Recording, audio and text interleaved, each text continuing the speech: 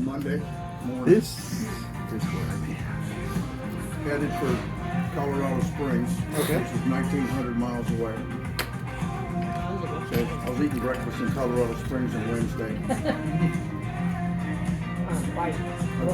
Those were long, those 1,000-mile days. Yeah, how much maintenance is on your Harley? It's like you have to do a lot of that yourself, right? also having drinks too. It's not bad. Yeah. So yeah, I'm having a chicken burger and French fries. That's one thing. Like, I've also got ranch here. not necessarily a Harley. I was Right. actually looking at getting a light airplane. Ultralight. I'm trying to think what they're called, but it's just got the one